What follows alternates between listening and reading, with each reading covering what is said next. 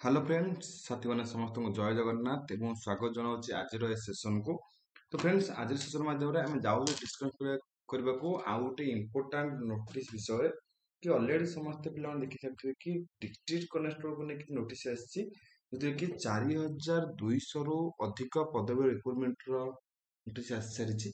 जो मेंशन कर डायरेक्टली हम निजुक्ति तमें कौन परीक्षा देवाक पड़ो नहीं एमती डायरेक्टली हम निजुक्ति। तो यह सत्य कि मिथ्या मैं संपूर्ण प्लान तथ्य जानिबा आज वीडियो माध्यम कि जहाँ भी तुमर विज्ञप्ति जारी होती सत्य कि मिछरे सब किसी डिस्कसन करवा। तापूर्व कही रखी जो मैंने सेसन नुआ अच्छा चैनल को सब्सक्राइब करने सहित बेल बटन को प्रेस करने जमा भूलें नहीं। वीडियो लाइक करेंगे शेयर करेंगे और कमेंट बॉक्स में निज निहती भाव में मतामत पे जनइबे। ओके तो देखो ये जो गोटे देखुं आप गोटे भिजुआलटी अच्छी गोटे पेपर कटिंग अच्छी। तो ये कहला कि पूरण हम बा 4229 गोटी कनेस्टेबल निजुक्ति आसक जाऊँगी। पूर्ण हम राज्य में खाली पड़ी 4219 कनेस्टेबल पदवी जो कहुई पिला ये जो पदवी बाहरी भिन्न भिन्न जिला निज जिलार हम चाकरी। ओके तो आर जो वैकेंसी आसी सीधा सड़क निजुक्ति हे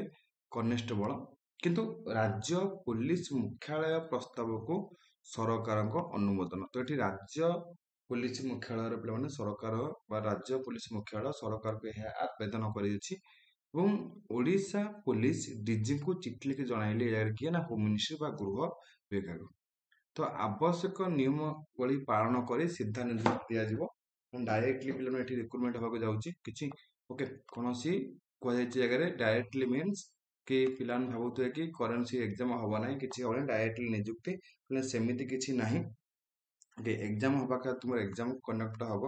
एग्जाम दिन दम क्या तुम एग्जाम सेमती दब केवल तुम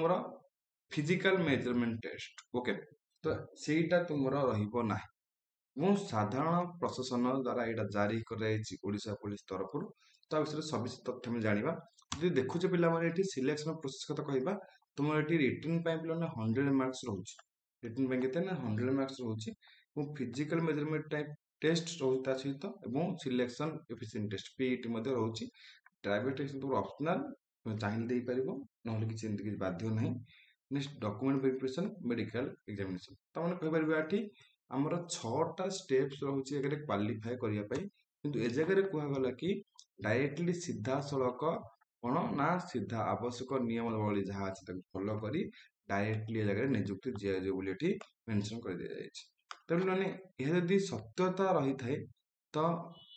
ये सत्य बोली भी कहीपर ये जो डाटा बाहर ठीक बोली कहीपर किंतु केमिति हम ना जो 100 मार्क्स कथा कहले पे 100 मार्क्स रे तुमको जगह देखा पड़ो टोटाल मार्क्स जो 100 रोचे ड्यूरेशन तुमको मिलूँ 120 मिनिट समय अवधि मिलूँ जहाँ भर तुम गोटे यदि ठीक करुच गोटे यदि तुम ठीक मिलूँ गोटे भूल कले -0.25 मार्क्स तुम जगह पे एलिमेंट हो। इंग्लीश एवं ओडिया केवल पे तुम लांगुएज पेपर अनुसार आउ जिते सब सब्जेक्ट रहा जमी तुम आर्थमेटिक हो जाओ जेनेल नॉलेज हो जाओ लॉजिकल रीजनिंग हो जाओ बेसिक कंप्यूटर हो जाओ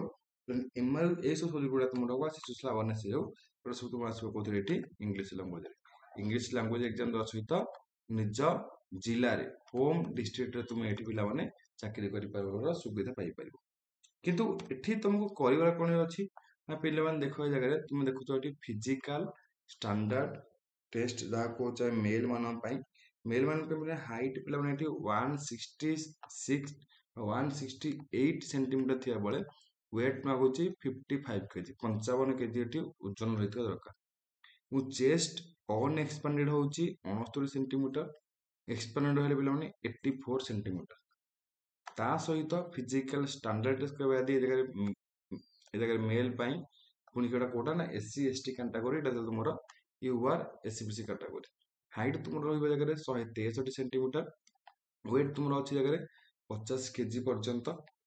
चेस्ट अनएक्सपांडेड जोटा कि specially for SC ST 56 KG experiment पे तुम आसो जगह ना 81 केजी ता सहित आउ कौन देखा मिल ना आउ जदि पे कथा उठी जगह जदि आम कहूँ जगह तुम फॉर्म अप्लाई कथा कि केमी डायरेक्टली निजुक्ति केमी पाइपर से सब विषय ताहले पिलाने आमे एठी कहि परिबा कि कोन जो पदवी रिक्रुटमेंट बाहर को जाउछि तुम मानकर ऑलरेडी तो एठी तुम माने जहाँ भी देखुछ जो सिलेक्शन प्रोसेस जहाँ भी देखुछ ओके तो जेमती आमे कहले हाइट वेट कथा आउ ता परवर्ती समय तुम अच्छी जगह फिजिकल स्टैंडर्ड टेस्ट अनुसार जोटा कि आमे मेजरमेंट कथा कहले এবং ଏବେ ଯାହା ଦେଖିବା ସେଇଟା ହଉଛି କଣ ନା ତୁମର ଫିଜିକାଲ ଏଫିସିଏନ୍ସି ପିଇଟି ଓକେ ଆମେ ଦେଖିବା ବର୍ତ୍ତମାନ ଏବେ ପିଇଟି ଫିଜିକାଲ ଏଫିସିଏନ୍ସି ଟେଷ୍ଟ ତ ପିଇଟି ରେ ପିଲାମାନେ ରନିଂ ଥାଏ ତୁମର ଏବଂ ଏଇ ରନିଂ ଟି ପିଲାମାନେ ତୁମର ଏଠି ରହିବ ନାହିଁ ଯୋଉଟା କି ଆମର କୁହାଯାଇଛି ତ ଫିଜିକାଲ ରେ କଣ ଫିମେଲ ମାନଙ୍କ ପାଇଁ ଦେଖିବା ଜାଗା ଯଦି ଫିମେଲ ପିଲାମାନେ 158 ସେଣ୍ଟିମିଟର ହେବା ଦରକାର ଏବଂ ୱେଟ୍ ତାଙ୍କର 47.5 କେଜି जोटी कि एससी एसटी कथा कहवा यदि 153 सेंटीमीटर सहित 45 के तुम जगह रहा दरकार वेट ओके मु पीटी टेस्ट जो कहूँ से पी without any type of PT test recruitment घटो ए जगह रिक्रुटमेंट होगा जाऊँगी तो से विज्ञप्ति जारी होता कि सीधा सड़क कर भक्ति ताने एमती नुह जे बिना एग्जाम जगह रिक्रुटमेंट फिल होटा पे भूल धारणा जो भावुं तो ये पीटी रहा तुम रनिंग रहा तो से रनिंग न रही तुम डिस्ट्रिक्ट कमिशनर 4219 कोटी पद रिक्रुटमेंट बाहर तार जगह पे रिक्रुटमेंट हम निज जिला माध्यम ओके जो मन डाउट थिला पे नहीं होप समस्त भलसे बुझीपारे डाउट क्लियर हो देखा पुणी नेक्स्ट सेक्शन में थैंक यू सो मच।